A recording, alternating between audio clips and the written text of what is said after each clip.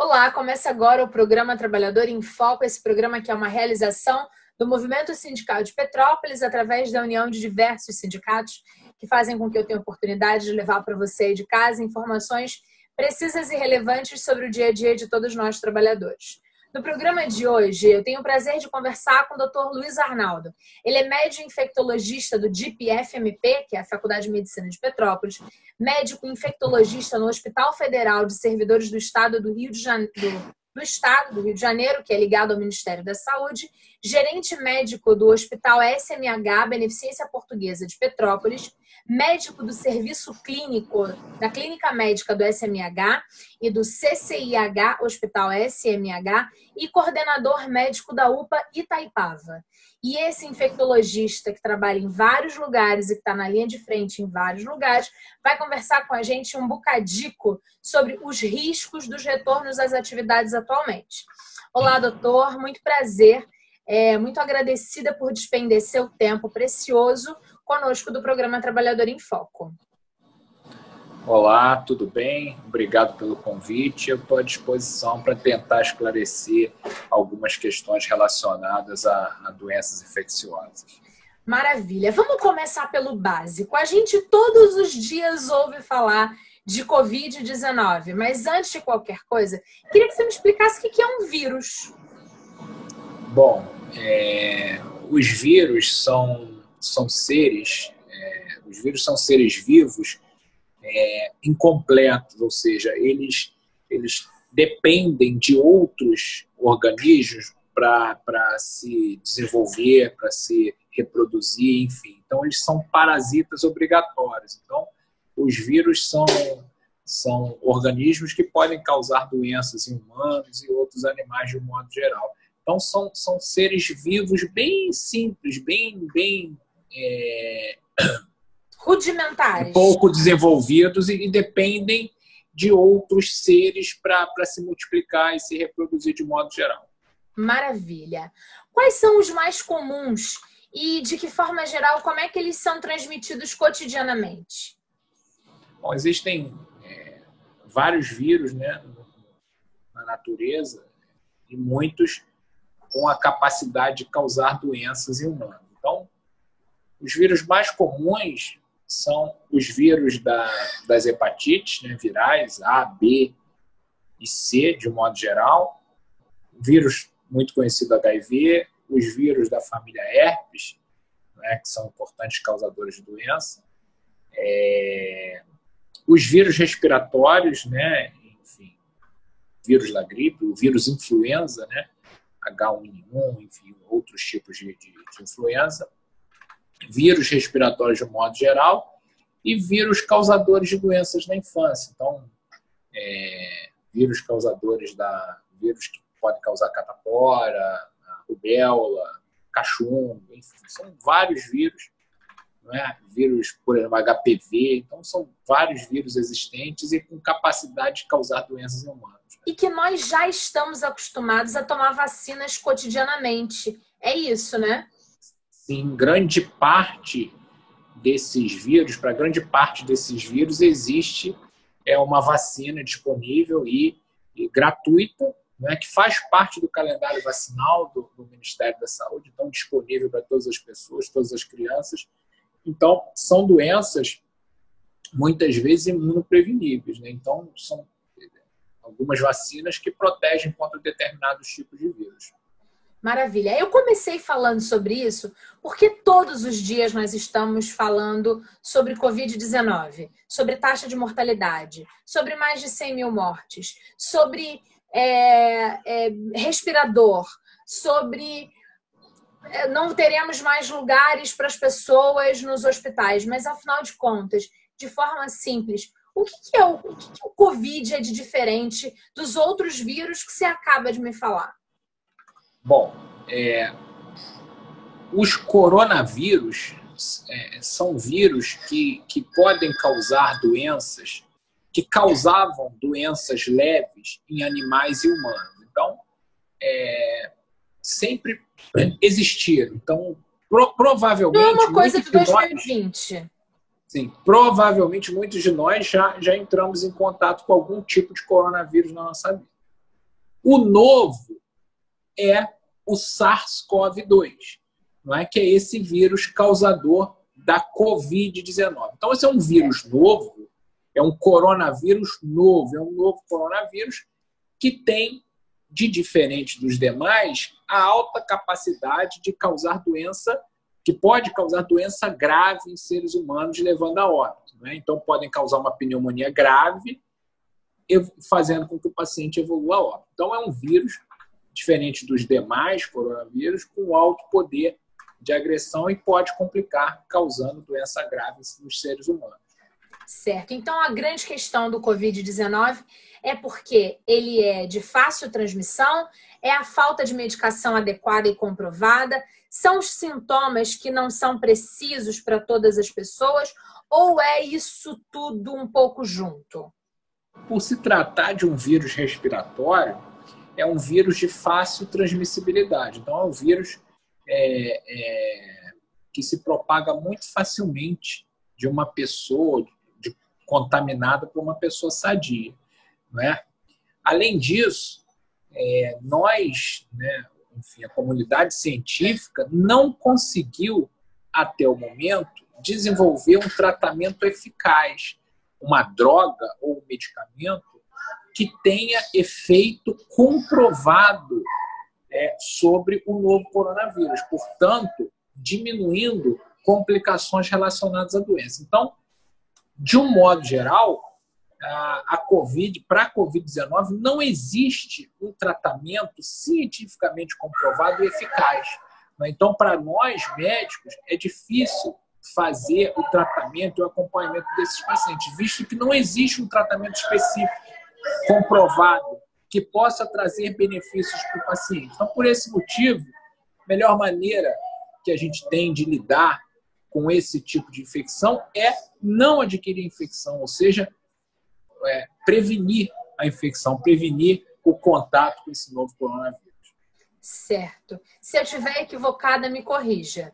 Mas quando a gente tem uma dor de garganta básica, você vai no médico e na maior parte das vezes ele passa amoxicilina. Eu sei porque eu sou a rainha, fui a rainha das dores de garganta na infância e adolescência. Então, acho que eu era criança e sabia falar esse nome. Então, você tinha dor de garganta e tem um remédio para isso específico que resolve o problema. Essa é a questão, então, do porquê que a gente não pode pegar Covid. Porque não tem nem a vacina que a gente falou antes para outros vírus, então não existe ainda no momento, por mais que se especule e por mais que se fale sobre promessas de vacina para curto, médio e longo prazo, mas também não existe tratamento real até o momento. Infelizmente, a gente ainda não chegou a uma vacina, né? Ainda não tem nenhum tipo de vacina liberada disponível no mundo. Não é? Todas já em fase bem evoluída de teste, todas em fase 3 de teste, então provavelmente teremos aí a vacina até o final do ano, ou 2021, isso vai chegar com certeza. E tratamento específico nós não temos ainda. Então, diferente de, por exemplo, uma infecção de garganta, onde você tem uma infecção bacteriana, que você passa um antibiótico e resolve. Para o novo coronavírus, para a Covid-19, não existe um tratamento específico ainda até o momento. Maravilha. Na sua avaliação, em que momento que a gente está vivendo que momento a gente está vivendo agora com relação à doença? A gente está vivendo um momento que ainda está crescente ou a gente está num platô de verdade, como as pessoas dizem? A gente pode ficar tranquilo ou a gente está ficando tranquilo porque a gente está cansado de ficar preocupado? Olha, a tranquilidade só virá com a liberação da vacina. Então, é bem claro isso, tem que ficar muito, muito claro. Então, a gente só vai ter paz e tranquilidade, segurança, quando efetivamente houver uma vacina disponível. Então, enquanto isso não acontecer, não há como relaxar. Não é? O momento, você vê, o Brasil ainda tem uma média de 1.900 a 1.100, 1.200 óbitos por dia. Então, é um número ainda muito elevado. Não é? Mas o Brasil é muito grande. Então, tem regiões onde a gente consegue observar já uma redução na taxa de transmissão. E a gente tem outras regiões no Brasil onde você ainda tem uma taxa de transmissão muito grande, número de casos crescentes, enfim. Então, a gente não entrou ainda em fase de controle no Brasil, de um modo geral, então todo cuidado é bem-vindo, né? Então, há de se pensar, há de se refletir, né? De modo a se evitar a transmissão, se evitar expor a riscos desnecessários. Certo. Na sua avaliação, o isolamento social e o distanciamento social tão falados cotidianamente são, de fato, as melhores alternativas? Sem dúvida. Além, para aqueles que podem, né, manter, principalmente as pessoas do grupo de risco, as pessoas mais idosas, as pessoas com alguma doença. Então, essas devem buscar ou tentar, dentro do possível, permanecer no distanciamento social. Se isso não for possível, usar sempre máscara.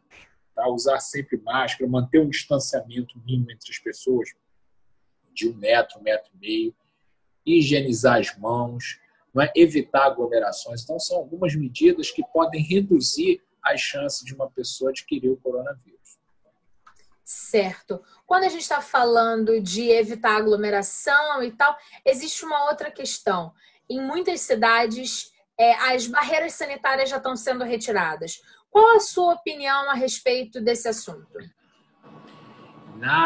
Naquelas cidades, né, onde há um controle efetivo, onde uma redução sustentada no número de novos casos, leitos de UTI disponíveis, leitos para internação disponíveis, isso pode ser uma medida até uma medida que pode ser feita. Agora, naquelas cidades onde a gente ainda tem um número de casos elevado, um número de óbitos ainda que a gente inspira cuidados, e às vezes a gente não tem aí uma disponibilidade muito grande de leitos para internação, isso não é possível.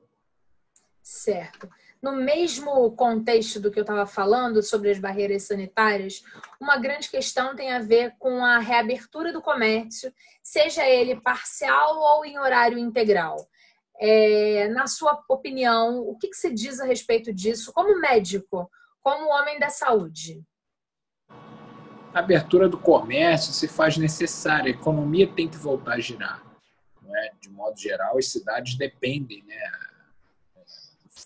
As pessoas dependem, as pessoas têm seus negócios, então isso tem que ser aberto. Agora, de maneira racional, não é? Enfim, não dá ainda, volto a dizer, para a gente relaxar, visto que não há uma vacina disponível até o momento. Então, você pode reabrir o comércio, sim, mas evitar ali dentro, ter todo um controle, disponibilizar álcool, obrigar, exigir o uso de máscara ali dentro, não permitir aglomerações, para que tudo continue funcionando, volte a funcionar, não é? E que não seja necessário realizar o fechamento novamente das atividades de comércio de um modo geral. Então, essas medidas de controle são necessárias.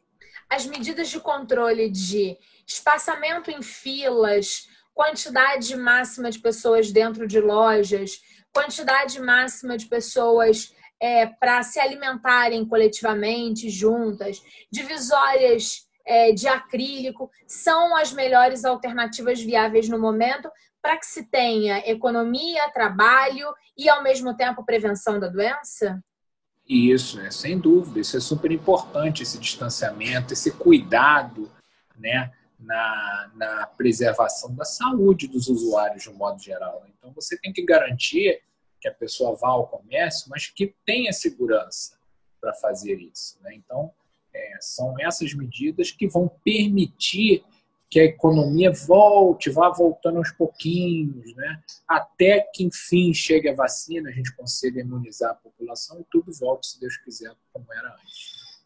Maravilha. Agora, uma questão que assombra o Simpro, que é o Sindicato dos Professores, que assombra muitas famílias, muitos pais, muitos responsáveis, muitas mães, incluindo eu, como mulher e mãe, é a questão do retorno às aulas. O governo do estado do Rio de Janeiro emitiu uma nota dizendo que as escolas privadas podem abrir a partir do dia 14 de novembro. E as escolas públicas a partir do dia 5 de outubro. 14 de setembro, 5 de outubro. Queria que você falasse um pouquinho sobre essa questão específica a respeito das escolas numa avaliação médica. Isso está sendo acompanhado, né? Está sendo monitorado, então vai naquilo que eu já falei, depende do número de casos, enfim. Particularmente, acho que não seja o momento ideal para isso. Acho que é a minha opinião. Talvez tenha que se esperar um pouco mais, enfim. Né? Mas, ou se vai reabrir, vai ter que seguir quesitos de cuidados, ou seja, distanciamento entre as carteiras, número máximo de alunos em sala de aula. Então, tem vários cuidados, tem várias estratégias para a reabertura, inclusive dos colégios. Né? A gente tem aquela ideia, vai reabrir, vai voltar tudo como era antes. Não. Tem critérios para se reabrir uma unidade de ensino. Não é? Ou seja, isso vale também para as escolas, o distanciamento, para as carteiras e tudo mais. Mas, na minha opinião, não é o momento. Eu acho que a gente deve esperar um pouco mais. Eu sou mãe de um adolescente, o telespectador de casa está acostumado com essa matemática, com o fato de eu comentar a respeito disso, né? E o meu filho estuda numa escola privada e que na turma dele tem 28 alunos. Eu fiz uma conta simples. Se 28 alunos mantidos dentro de uma sala, porque o colégio não vai conseguir aumentar o tamanho da sala. Se tiver que dividir os alunos, isso vai virar muito complexo. Digamos que eles voltassem para a mesma sala, lá do mesmo lugar. Aqui em casa, nós somos 3, né? Incluindo meu filho, meu marido e eu. Mas nós coexistimos juntos com a minha mãe e meu padrasto. Então, nós somos em 5. Mas vamos imaginar que em cada criança compartilhe sem máscara e o tempo todo com mais 3 pessoas. Eu estou falando que na turma onde meu filho estuda, ele teria contato com os seus 28 colegas, vezes as 3 pessoas, não é isso? Da casa de cada um. Seria um contato quase que com 84 pessoas ali naquele espaço. Esse é sempre o posicionamento do Simpro com relação à preocupação para o retorno das aulas. Essa matemática básica que nós fizemos, ela é real? O grande risco, na verdade, mas é aquilo que eu disse. Então, ok, as escolas vão voltar, mas vai ter toda uma questão de segurança. O pessoal vai ter que usar máscara, os alunos vão ter que usar máscara. Será que vão ficar com máscara? Será que vão ficar com as máscaras? Tem a questão da confraternização, do recreio, da comida, enfim. É complicado. Não é o momento ainda. E muitos deles voltarão para as suas casas e terão contato com seus pais, muitos com seus avós, porque moram juntos. Então, por esse motivo, é arriscado, né, nesse momento. Tá? Então, mas é mais ou menos por aí, dentro do que você falou. Então, temos que ter cuidado e todos devemos, de alguma forma, entender que talvez o retorno das aulas seja mais grave do que se imagina. E sem contar no cuidado com os professores também, né? Para que, né, são pessoas de mais idade. Então, a gente tem que ter cuidado também para não transmitir para os professores, não levar isso. Então, a gente tem que pensar nos educadores também. Isso porque eu fiz a conta do aluno. Porque o professor entra em quantas turmas por dia, né? Você imagina, em via de regra, um professor dá 10 aulas, 20 aulas, 40 aulas semanais, ou seja, é potencializar esse número de 80 e tantos vezes 40. A gente tem que pensar com muita responsabilidade. Agora, doutor, o que todo cidadão deve continuar fazendo e ampliar nesse momento em que ainda temos cerca de 1.000 mortes por dia no Brasil, mas que, afinal de contas, já estamos retornando incontáveis atividades? Bom, eu acho que o uso de máscara, tá? Não podemos tirar, não tem essa história que eu não uso máscara, eu não vou me contaminar. Pode sim. Toda pessoa é suscetível a desenvolver infecção. Então, qualquer pessoa tem risco de desenvolver infecção e não precisa ser obeso, idoso, hipertenso ou diabético. Qualquer pessoa pode desenvolver infecção e pode evoluir de forma grave. Tá? Então, a melhor maneira é a prevenção, e a prevenção se faz com higiene das mãos, o distanciamento, o uso de máscaras.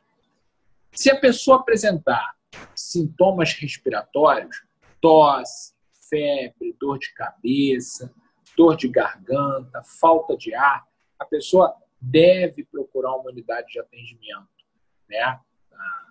No nosso município, ele disponibiliza 2 tendas de atendimento para os sintomáticos respiratórios, e a grande novidade é que, a partir dessa semana, todas as pessoas serão testadas, farão teste para o novo coronavírus, né? E com isso a gente chega a mais diagnóstico. Então, a pessoa que tem sintomas respiratórios deve se afastar de suas atividades, se afastar de outras pessoas.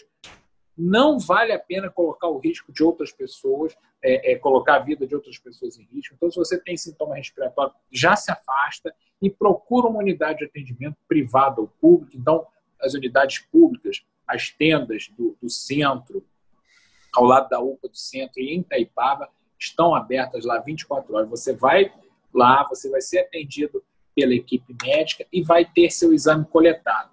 E vai ser monitorado pela Secretaria de Saúde. Então, isso é super importante. E uma vez que chegou o teu resultado, deu negativo, ok.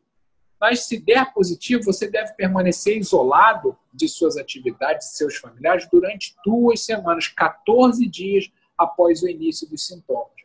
Isso é importante para controlar a propagação do vírus na nossa comunidade, de um modo geral. Então, a pessoa sintomática fica em casa, não transmite para outras pessoas. Perfeito. A gente está chegando no minuto final do nosso programa.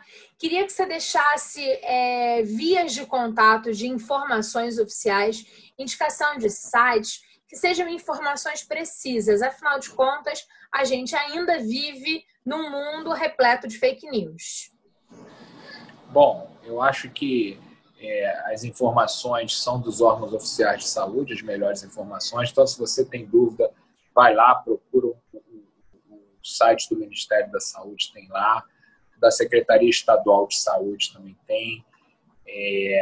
A Prefeitura disponibiliza 2 locais de atendimento para os pacientes com sintomas respiratórios, e agora vai testar todas as pessoas que procurarem as tendas. Então, é super importante. Na dúvida, está na dúvida se é ou não é, não espera complicar, para procurar a unidade de saúde, pública ou privada, tá? E se afastar. Então, se você tem dúvida, procura lá, vai numa unidade de atendimento e tenta esclarecer isso com a equipe de assistência.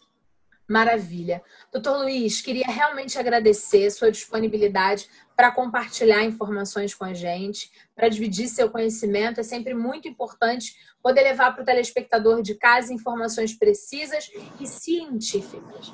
Profissionais que realmente sabem o que estão falando e o que estão compartilhando conosco. Foi um imenso prazer gravar com o senhor.